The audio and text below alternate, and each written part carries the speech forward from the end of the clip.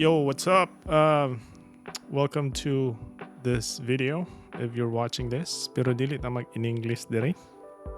Kay hago man. Di ba ang mga couples mostly kay gusto gyud especially akong wife kay kanang gusto siya og kanang magstorya gyud. Pero which is true kay importante gyud nga magstorya gyud ang couple and well sa kabisi murag not all the time nga kanang murag na mabuhat bitaw na siya pero it's not an excuse to be honest but nagunaw na lang mi nga, what if kaya mag podcast kaya ta syempre this is just like a sit down with the storya o kanang whatever among mastoryahan and hopefully the goal is like if naay maka-relate sa among story or naay lesson nga makuha ani or bisan kami naami ma-learn sa among storyahan karon hopefully just a little background una siguro ka like where Ikaw are we ngayon. kung taga-asa ta, where are we from and asa ta karon Ikaw nya mo yung misulti di ana. Sa background is dito na so good pa naglalis na mi wala may naglalis joke lang we immigrated to Canada 2021 2020. 2020 sorry so I was a nurse sa Philippines way back 2020 2011 to 2014 or 2015 around that time. So we are both from Cagayan de Oro. After 2014, I decided nga my passion really is like to have a camera in my hand. So I pursued photography and then ended up doing videography. And until now, muna akong profession diri sa Canada. Muna akong full-time job. And what else? From Full-time from husband. studio, huh? Full-time husband. A full-time husband, part-time full-time husband, part-time Part-time videographer and videographer. photographer. Yeah, introduce yourself. Tell the audience your background. So, okay.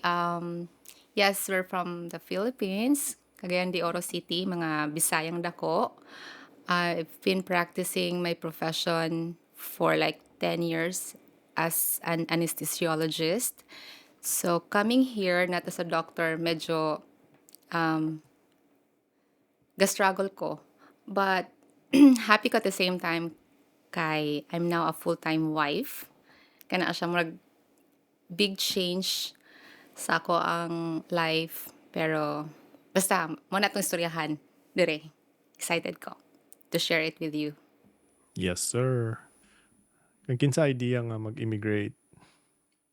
Nakadumdum ka kay wala ko kadumdum honestly. Ang tanan ako para ma-confirm. So, ang idea nga mag-immigrate, imuha. Ang akong idea lang is, parang mag-support lang ko sa imuha. Kaya nakita na ako imong passion to film. So, nakita na ako nga sa Philippines, ang value sa mga artist, dili pa ing ana ka-open ang community. So, nakita na ako if maato ta sa lain nga country, so taas kaayo ang value sa mga artist dito, like diri sa Canada or sa US or wherever, ng mga first world countries. So, mo to naka-decide ko nga, what if mag-eskwela ka? So, kana lang, mag-eskwela lang. And at the same time, ako, try ko magpuyo sa lahi nga country. Pero wala ko never in my wildest dream nga magpuyo, mag-migrate. Ana siya. Ana.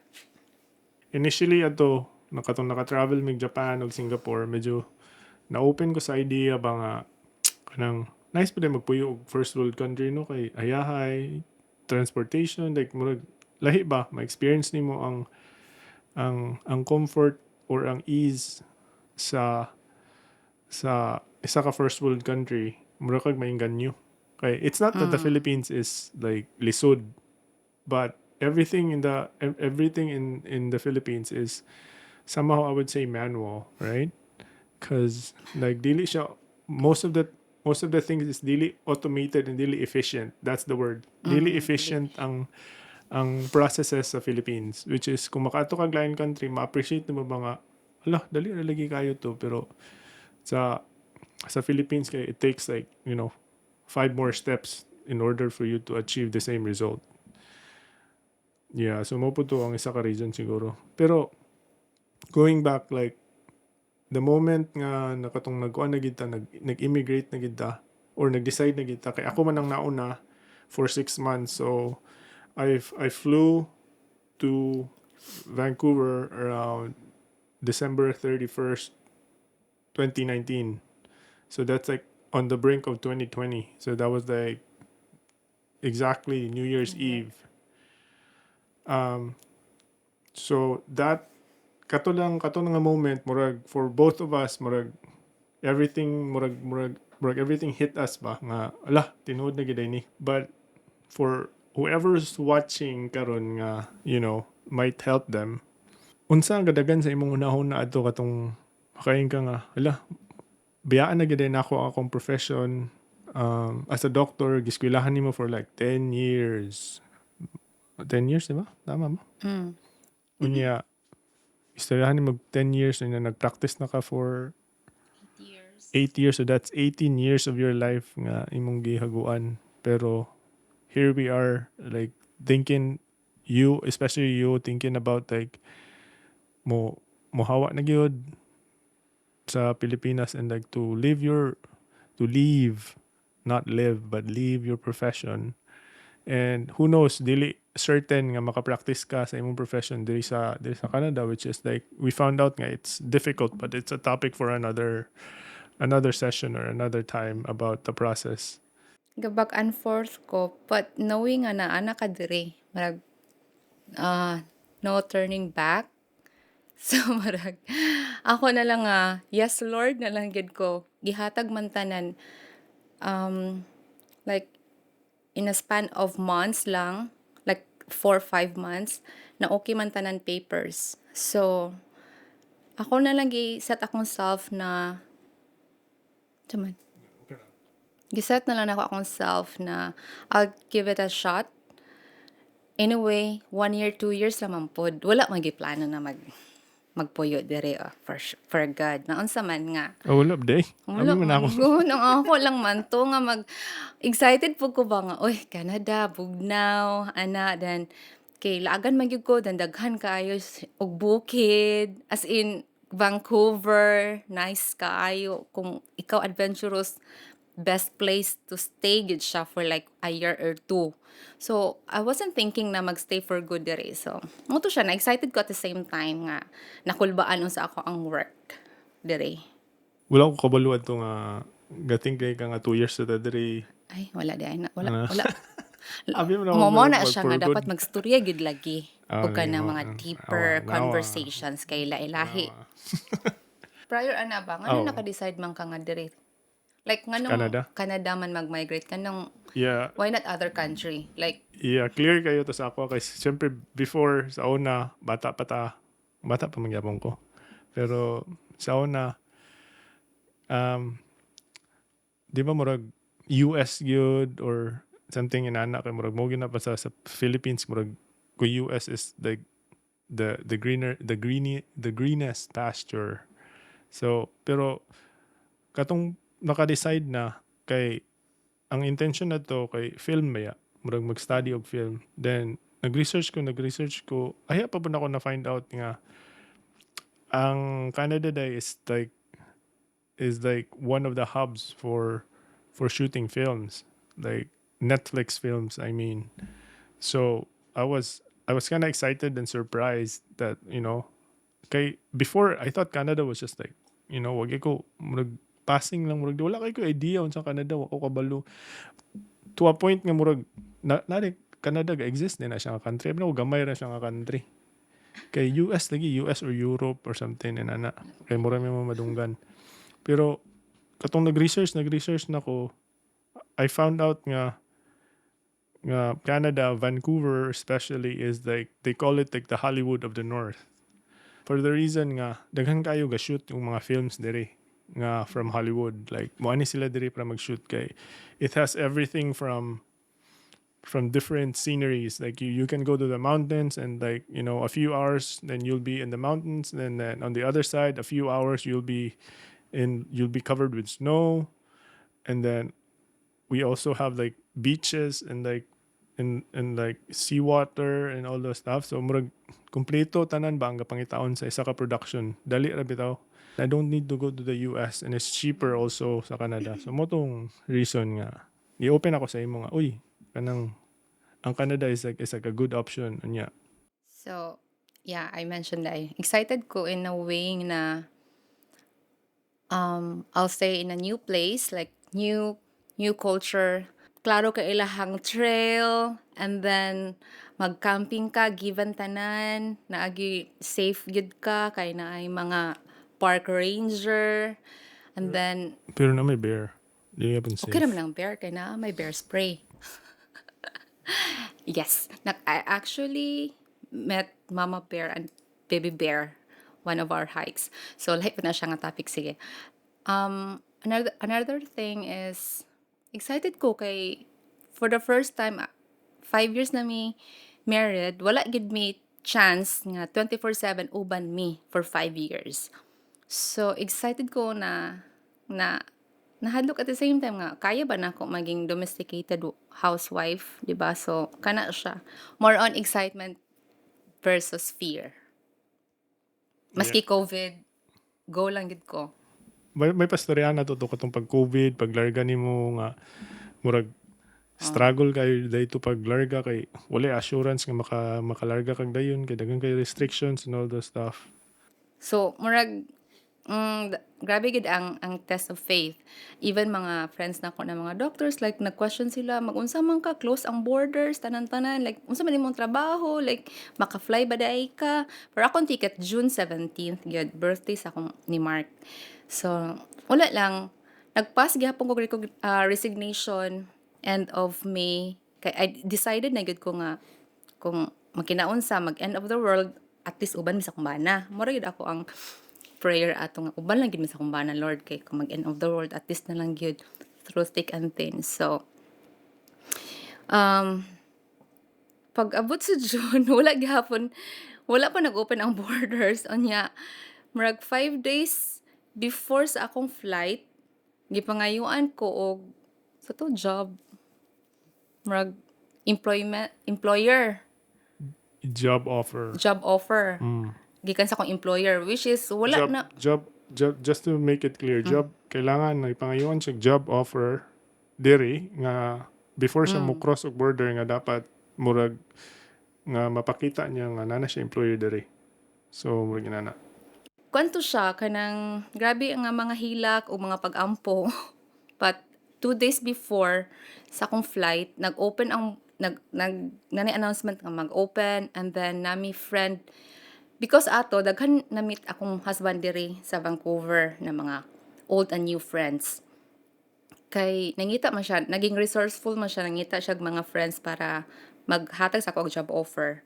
So, kato siya na nakakuha ko mig job offer and then on the day sa akong flight first time after nag-close ang borders nag-open anya kana siya murag gihatag gyud ni Lord gi-open gyud niya ang sea ang ocean for me na makaanhi gyud ko sa Canada. So kaingan ko ba nga this is for us nya kani do or die na gyud ni kay wala ako kabalo mag-unsa mi diri nga COVID time so mo na siya. Lagi kuan kanang lagi no ka dili sa una kay di magigugat di ko gatuan na kana bitang kanang meant for you kay murag para sa ako you have to really work for it like tanan is you have to like fight for it murag inana bitaw ko pagpadako murag dili ihatag na sa imo right there and then nga inana nga murag kanang grasya lang inana or luck baka katong pagkahitabo ato tanan nga even sa ako application gabi ka paspas kayo unya murag 6 months ra murag dito diretso pero going back lang thinking about it I murag it you can't help but believe that that everything happened for a reason and all of this stuff is really meant to happen. For what purpose we don't know yet. That's what we're trying to find out. I think all of us like is always like looking for that purpose or why these things happen. Like even through good things and bad, right? Like you always ask the question, why did it happen? Like what's the purpose? But you always at some point murag makita nimo nga, oh yeah, that's why it happened. But right now, like, we're here, like everything was not smooth sailing, but it's easier than the horror stories nga mong kadunggan sa uban pag anhin nila diri. Nga kami magstorya mi makaingon gid mi ba nga ano magstorya ang uban unsa ka lisod pag anhin nila diri, murag we feel bad kay dili mi ka relate, pero at the same time murag we feel grateful nga murag para gid ito sa ato kay wala na to na experience ang na-experience nila kay syempre dili smooth sailing tanan, so ang papers namo pag PR namo murag nagka-trouble gamay, pero it was like part of the process. But it came to a point nga wala naka-work si Ann for like 6 months. 7 months. Imagine, wala naka-work si Ann for 7 months. Well, kung naman ko ka sa lain country, like, both of you need to work. Like, ma-sustain bitaw Lifestyle. dili man Not grabe that, atong di man lifestyle, life, pero but I mean like basic, kanang ma-comfortable ka ba?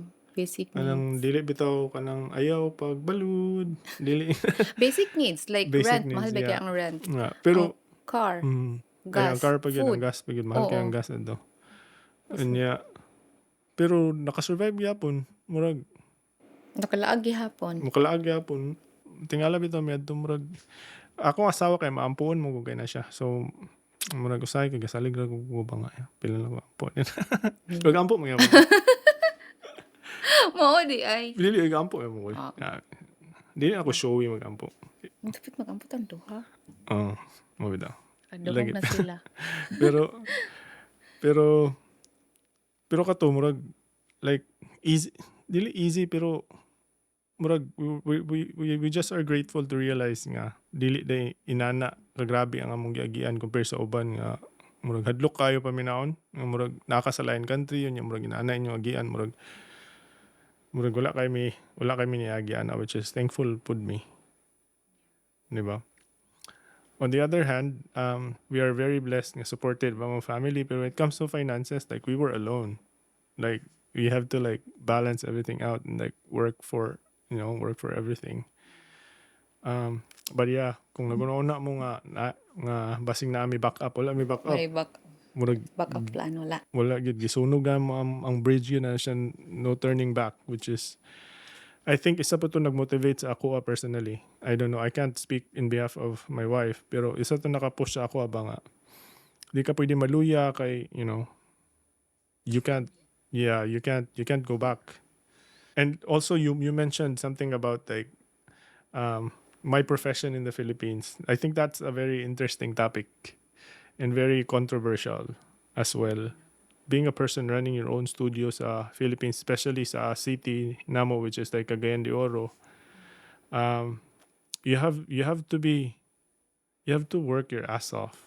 Like you have to be very creative every single time na mag-shoot ka. Kay there are a lot of good talents in CDO, and but the worst part about Anna is like it all boils down to like how artists are getting paid there. Like I feel like kay karon murag maka-compare nako kay naa naman ko diri lugar, pero before I can't speak for in behalf sa inana.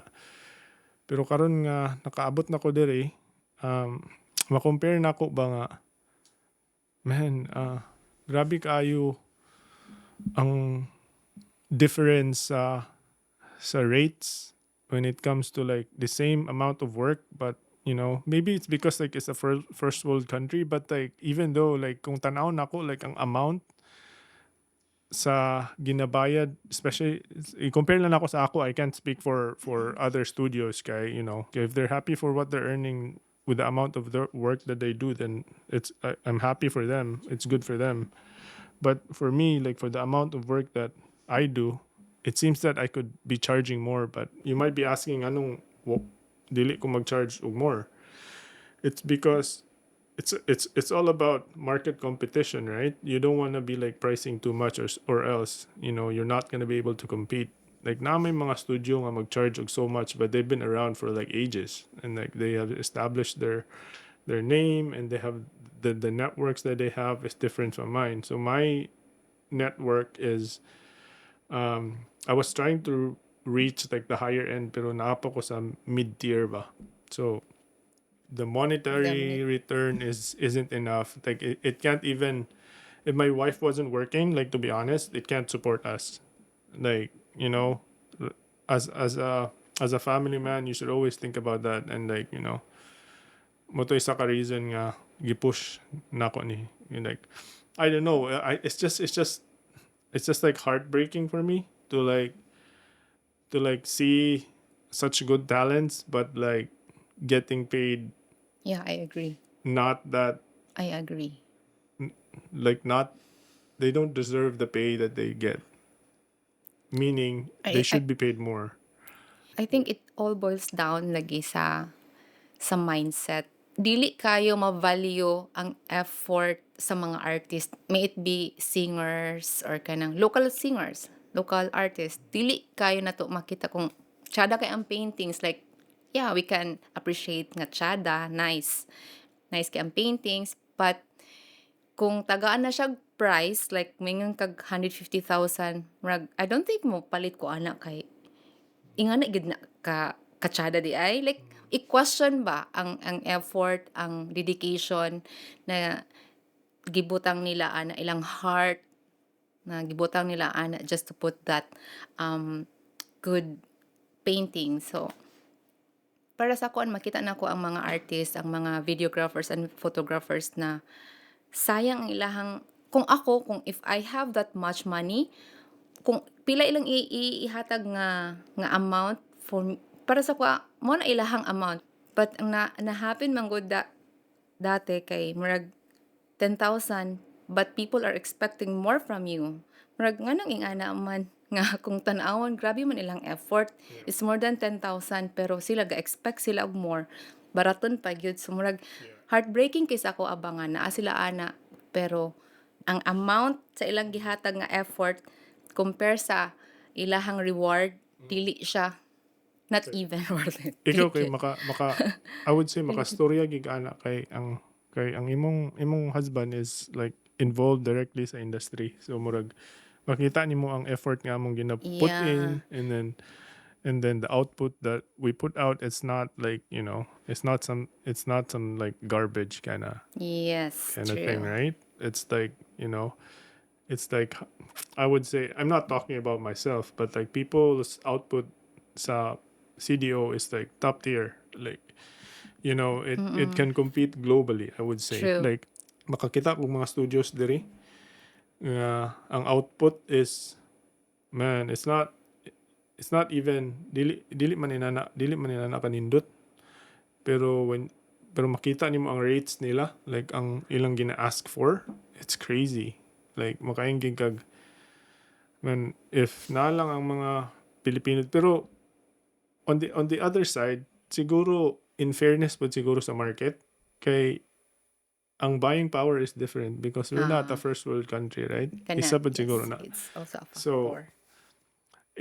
if you really want to get value out of your profession as a creative, as an artist, like my advice would be like to go out, try exploring, outside the Philippines.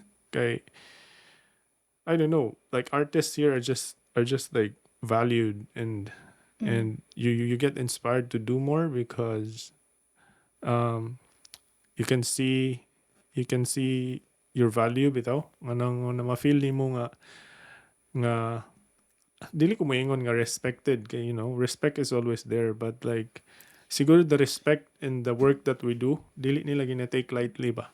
Yeah. Mo yun siya nga, you're a professional, so You're you highly should. recognized here. Like, Yeah. if you're an artist, like, ma-amaze gid sila. And they appreciate your work. Dili bitaw Appreciate your ingon work, nga, yeah. ang ganahan ako diri pod kay tuod, ang ganahan ako diri kay, they would voice out their appreciation kanang in a very exaggerated way, Yeah. but exaggerated siya, pero you can feel it's genuine Genuine. appreciation Yes. nga, wow, tsada gid kayo Yeah. ang imong work, but yeah. Yeah, maka-increase siya sa self-esteem as an Mhm. artist, 'di ba? To create more kay oy, highly recognized kay ko diri gi-value din nila akong Yeah. output. Na yung mga people good na appreciative kay sa work. Amazing kay yung Mhm. mga tao diri. What's the difference you saw in the Philippines when we were still living there and for when we moved here? Kay for me, murag it's easy to feel lonely, especially nga ang weather kanang mag-winter season na murag gloomy na siya, always mag-ulan diri sa rain cover, murag tinuod gyud siya, it really affects your mood. So, kana siya kung wala kay faith na imong bana, dili pud siya kay busy siya sa work, wala kay friends. So, it's good to go back. It's have to have faith to go back kanaday. And second is communication. For so long ako ganahan gyud ko na mi kanang deep conversation no, pero akong bana kay dili lagi siya ing ani. Like dili kay siya ka sit down, autistic siguro ni siya ambot ambot niya. Daghan kay siya kanang garan siyang mind na mga projects na Passing. gusto niya Autistic buhaton nga siguro. na dili gid siya maka-sleep kung dili na niya mabuhat niya mastadihan og todo-todo. So 100% focus gid siya ana iyang mga projects. So ako sideways lang ko niya no. So kuhiton gyud ako siya per me. And then kuhiton po nako siya na every Sunday magsimba gid me. Kay kung wala mo'y communication, wala mo'y spiritual life, nga ikaw-ikaw lang, although nakay faith on your own, pero siya wala, dapat, I mean, dili siya mo work as a couple. Mo work siya siguro kung ikaw independently, yes. But then, kay timan mo, na aman mo dira sa couple, you live together in one house, magtulog mo to, together in one bed, dili pwede kuhiton gid imong bana. So, di ba? Lahi siya nga kuhit. Basta kuhiton yung bana. Nara sa inyo, ang saan niya pag-isip, kung saan na siya Uy, nga baba. kuhit. Anyway, yes, censored. Yeah. Yeah, tinod na siya. Ganang mo pa na ako na-appreciate yun. Kaya ako, to be honest, kabalo naman ako asawa ni dili mi ko ka ng expressive, inana bitaw. Pero appreciate kaya ako na kanang siya ang ga-balance out sa ako reminder ana bitaw. I don't know ba ito stick ko gamay siya no. Kay Murag, feel na ko. dili ko kapuyo ay Feel akong na ko. utok na ay pero may gusto buhaton ba. Ana bitang ganahan akong brain nga permente siya mag-create, magdagan or you know, I don't know. Basta inana dili siya ma-explain pero dili siya kapuyo. Um, in short, she is my constant reminder ba nga to settle down and ana niya ma-train po na ako akong brain and akong self nga syempre nga to be present kay syempre pag daghang kay ka gusto buhaton ang challenge na is to be present. So kana constant challenge siya to be present. Siguro ako dili lang na siya sa ako agad siguro mo ma-apply. But I mean in this crazy world, like it's so difficult to be present and you know to like just settle down because like there's so many distractions going on, but it's never an excuse. Like um like us, everybody, like all of us are hustling just to make our finances like better and all those stuff. Um, but don't take my word for it because like I'm not the perfect person who's practicing balance. Pero I would say I'm trying my best to keep that balance at some point.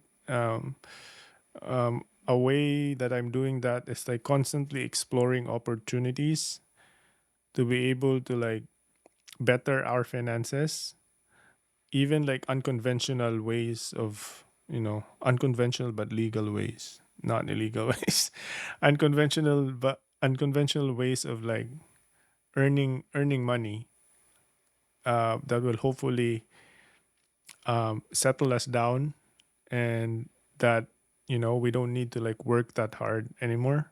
as couple immigrants, it's hard because you don't have family with you. You don't have you have friends, but families are always like different. They always like ease everything. They make everything just so not easy, but just makes everything lighter. But we don't have that here, so like we keep ourselves busy with work and like spending time. And yeah, that's the most important thing also. Like I need to do that one more, like spend at least a day in a week, which she always reminds me constantly. um which is not a bad thing, it's just like a good thing. But it's a challenge for me to keep my schedules cleared on that one day, especially with the line of work that I do, that it's very unpredictable. Like shoots can come up, projects can come up in like weekends and stuff, and it's hard to say no because it's your job, and then you need that gig um to keep the money flowing, because you might not.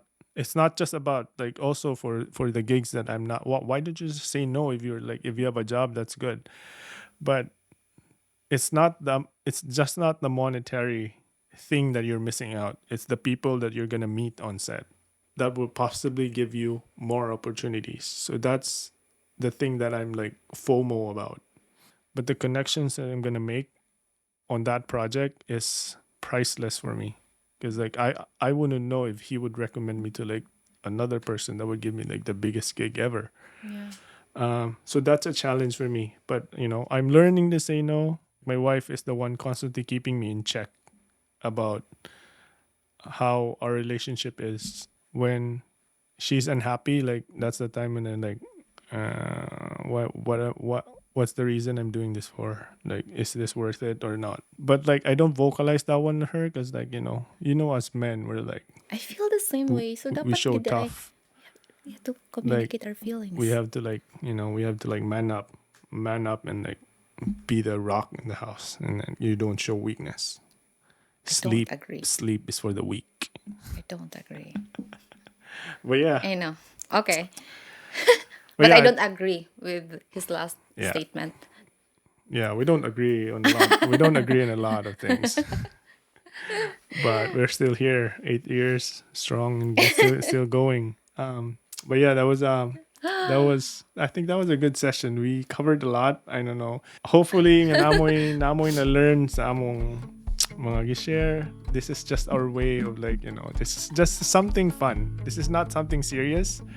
It's just us, couples, like couple talking about, life, and just sitting down, and then storya lang binisaya bisan unsa. Masyado ka itong set up. But surprise ka siya kay nindot kaya Masyado ka man set itsura. up. Mura Abi na may ko mag-chika lang may set up di ay. Okay. lagi. So yeah, hopefully napay next time ani. Siguro magbuhat pa mig next time kay murag lingaw mo just storya lang bisan unsa. Nice something among ginabuhat together ba. Cool.